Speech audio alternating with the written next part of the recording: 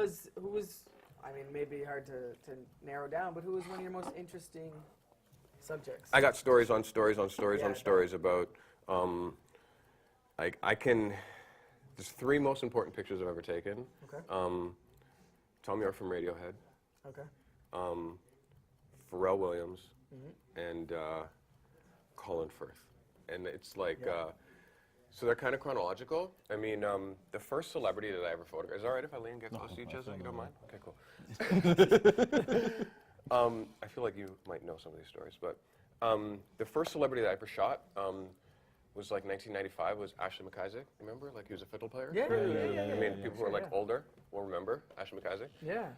It's funny, it took me like a second. A second to remember, right? But like, I knew the name instantly. I for was like, sure. I don't So know. he was like my first like big celebrity. I shot him for a record company. It was a huge thing.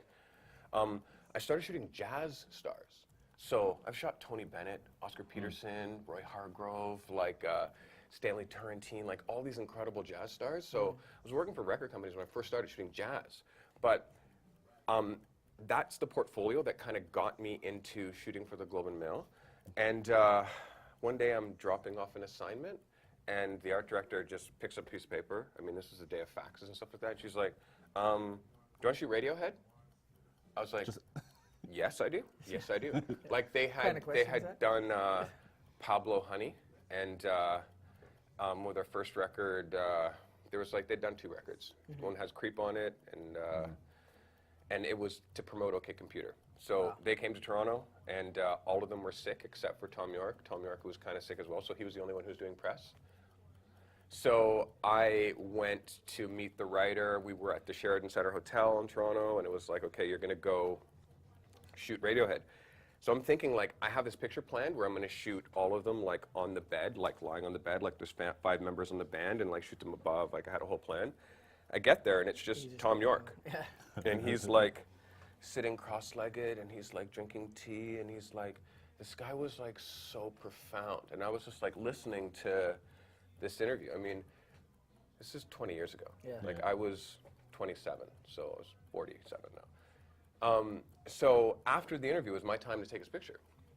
And I'm like, okay, so let's, and he's like, yo, can we go outside, man? I'm like, he's like, I don't want to look like some wanker in a hotel room. And I'm like, yes. So we went outside. I had already, when I came into the hotel, like scouted a location, like, and the off chance that this band will come down with me, I shoot them right there. So it was just Thom Yorke. And he was like, dressed like all, like, hipster and cool. I mean, there was no hipster like back then. It was like the baggy, like the super baggy, like rave sort of pants and like puffy shoes. And he had this jean jacket that he wore, like in every. And this guy had been photographed by Albert Watson and Annie Leibovitz and like all these huge photographers. And now it's just me and him in the elevator, chilling. And he's like,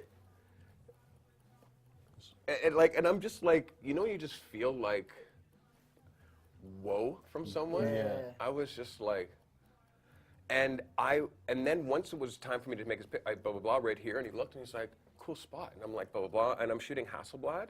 So I shoot a Polaroid, pull out a Polaroid, and like, you know, shake it like a Polaroid picture.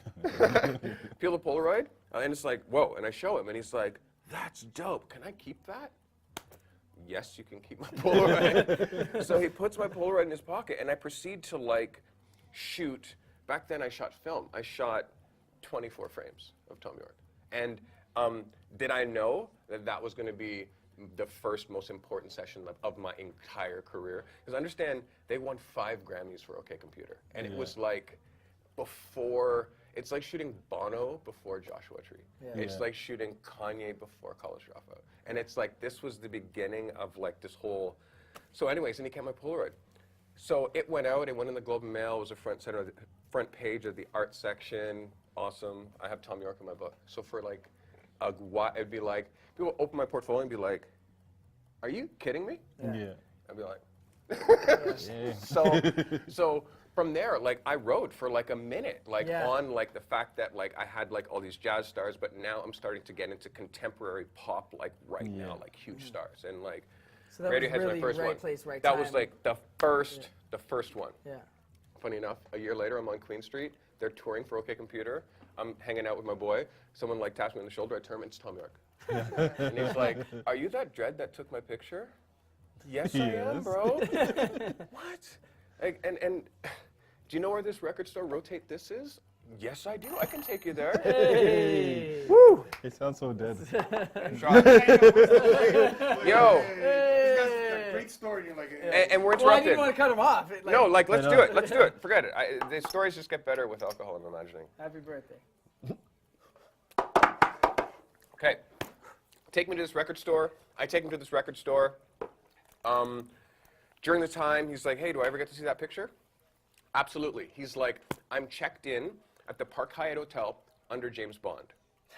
Okay.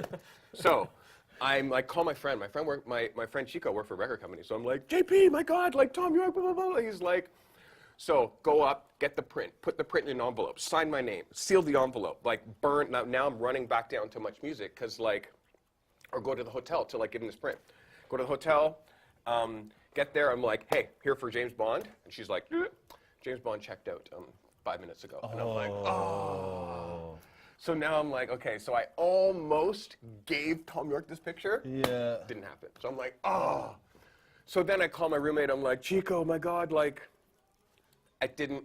And he's like, "Dude, I'm watching Much Music right now. They're at Much Music." So I'm like, wheel the car around. So now I'm like driving to Much Music. So I'm at Much Music, on the glass with the picture, like, "Hey, bro."